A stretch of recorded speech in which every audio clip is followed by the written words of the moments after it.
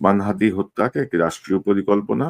কারণ ওই খুনিকে বের করে আনাই হয়েছিল এমন একটি ঘটনা ঘটানোর জন্য, এবং তাকে সেই নিরাপত্তা এবং নিশ্চিত করা হয়েছিল যে তাকে পূর্ণ সহযোগিতার মাধ্যমে নিরাপদে দেশ থেকে বের করে দেয়া হবে।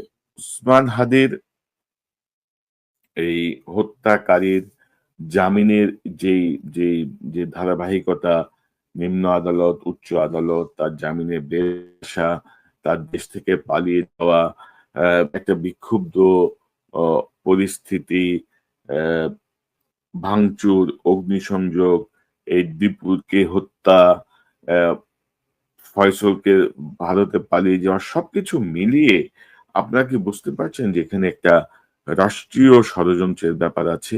এই রাষ্ট্রীয় ষড়যন্ত্রের সাথে আমাদের স্বরাষ্ট্র মন্ত্রণালয় যুক্ত, আমাদের আইন মন্ত্রণালয় যুক্ত, আমাদের গোয়েন্দা সংস্থা যুক্ত, আমাদের পুলিশের একটা, অর্থাৎ স্বরাষ্ট্র মন্ত্রণালয়ের মধ্যে এগুলো সব চলে আসে। বিজিবি যুক্ত এবং সেনাবাহিনীও যুক্ত। কারণ এমন একটি ঘটনা ঘটার পরে যে পদক্ষেপগুলো নেয়া দরকার ছিল, তারা আসলে কার্যত কেউ কোনো পদক্ষেপ নেন নাই।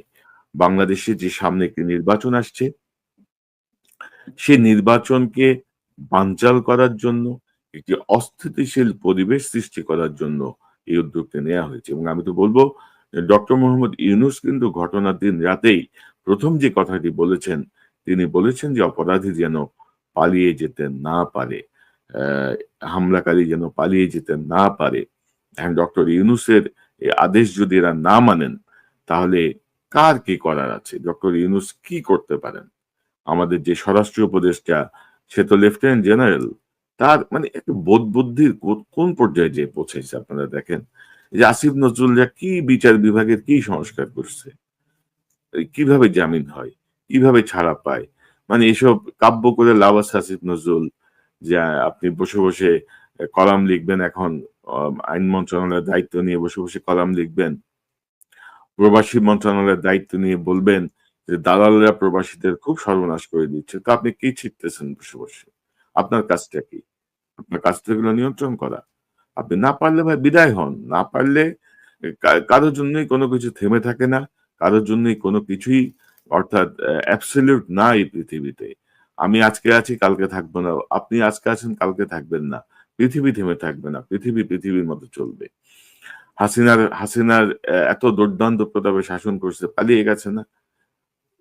টিকে থাকতে পারছে। সে আর ফিরে আসতে পারবে? মনে তো হয় না।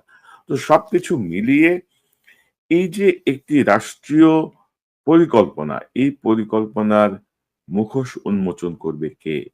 কারণ উপদেষ্টা পরিষদের একটা অংশ,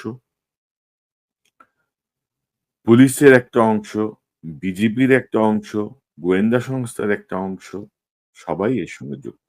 এবং আপনারা জানেন যে হাদির মৃত্যুর সংবাদ, আমরা সবাই মানসিকভাবে প্রস্তুত ছিলাম। কিন্তু হাদির মৃত্যু সংবাদ আসার পরবর্তী কি প্রতিক্রিয়া হতে পারে, পুলিশের স্পেশাল ব্রাঞ্চ কিন্তু এমন একটা রিপোর্ট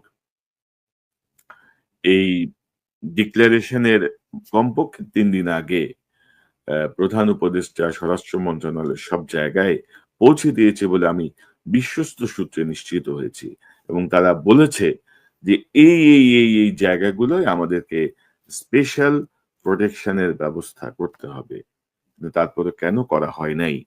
সরকারের মধ্যে একটা অংশ চাচ্ছে যে একটা বিশৃঙ্খল পরিবেশ তৈরি হোক, একটা অরাজক পরিস্থিতি তৈরি হোক, যেন নির্বাচন পিছিয়ে যায়, যেন একটা বেহাল অবস্থা লাগে, ভারতের সাথে একটা ভেজাল লাগানো, আম আম এমন একটা টানাপোড়েন সৃষ্টি করা যেন দেশ অন্যদিকে টার্ন করে।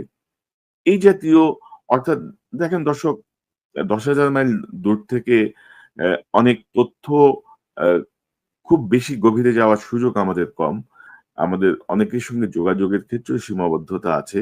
কিন্তু তারপরও ধরেন, যে ধারাবাহিকতা আমি আপনাদের সামনে তুলে ধরলাম, আশা করি আ আপনাদের কাছে বিষয়টি স্পষ্ট হবে যে ইহা একটি রাষ্ট্রীয় পরিকল্পনা। ওসমান হাদি হত্যাকে একটি রাষ্ট্রীয় পরিকল্পনা।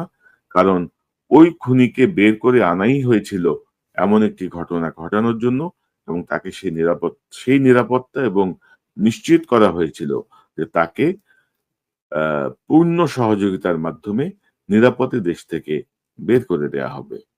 এই যে তার বাবা-মাকে ধরছে, তার ওয়াইফকে ধরছে, তার বান্ধবীকে ধরছে। আপনি আইনের বেড়াজালে কতক্ষণ তাদেরকে আটকে রাখতে পারবেন? ৩ মাস, ৬ মাস, ১ বছর? কারণ তারা তো খুন করে নাই। তাদেরকে আপনি নানাভাবে বলতে পারেন তারা খুনের সহযোগী, তারা পালিয়ে যেতে সহায়তা করছে। পালিয়ে যেতে বাপ-মা কি সহায়তা করবে? পালিয়ে যেতে সহায়তা করছে পুলিশ, গোয়েন্দা সংস্থা, সেনাবাহিনীর একটা অংশ, বিজিবির একটা অংশ। বিজিবির একটা ব্রিফিং শুনলাম যে ওই সীমান্তে যারা নাকি লোক পারাপার করে তাদের একজনকে তারা শনাক্ত করে তার বাসায় অভিযান চালায়। অভিযান চালায় বিজিবির ওই অফিসার তার বক্তব্যে বলছেন, "আমরা দরজা নক করছি।" দরজা নক করছে কিভাবে জানেন তো? "ওগো শুনছো? দরজাটা খোলো।" বলে যে, "আমরা দরজা বাইরে ০.৫ ঘন্টা দাঁড়িয়েছিলাম।" ইতিমধ্যে ওই তার স্ত্রী ওই আসামিকে ফোন করে বলে দিয়েছে, "পুলিশ, বিজিবি কিন্তু বাসায় চলে আসছে।"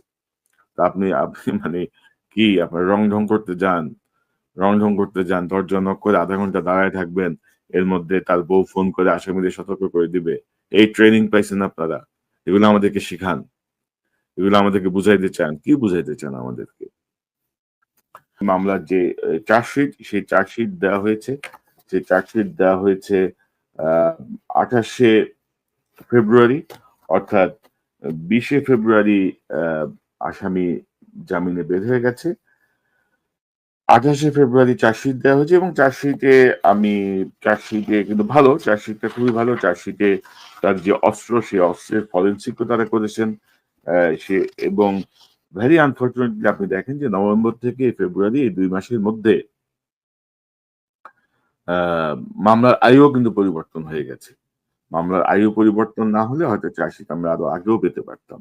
তো মামলার আয়ু এই ২ মাসের মধ্যে কেন পরিবর্তন হবে? এরকম একটা ২ টি অস্ত্রসহ যে আসামি ধরা পড়ল সেই মামলার আয়ু পরিবর্তন হয়ে গেছে। আয়ু পরিবর্তন হলে নতুন আইন দায়িত্ব নিয়ে আবার কিন্তু ১ম থেকেই শুরু করতে হয়। ঘটনাস্থল পরিদর্শন থেকে শুরু করে সকল কিছু মিলিয়ে প্রচুর সময় চলে যায়। তারপরেও আমি দেখছি যে এই আ যে চার্জশিট, সেই চার্জশিটে কিন্তু সেই অস্ত্রের ফরেনসিকও করা হয়েছে এবং মোটামুটিভাবে এটি নিশ্চিত যে এটি আ ফয়সাল করিম মাসুদের ব্যবহৃত অস্ত্র এবং আ সে সন্ত্রাসী। তো দর্শক বিবেচনা আপনাদের। আমার আর কিছু বলার নেই। আমার কাছে যে তথ্যগুলো ছিল আপনাদের সামনে তুলে ধরলাম। সুশীলদের অনেক কথাই শুনতে পারেন। সুশীল যাইতে এখন সরকারে বসে আছে।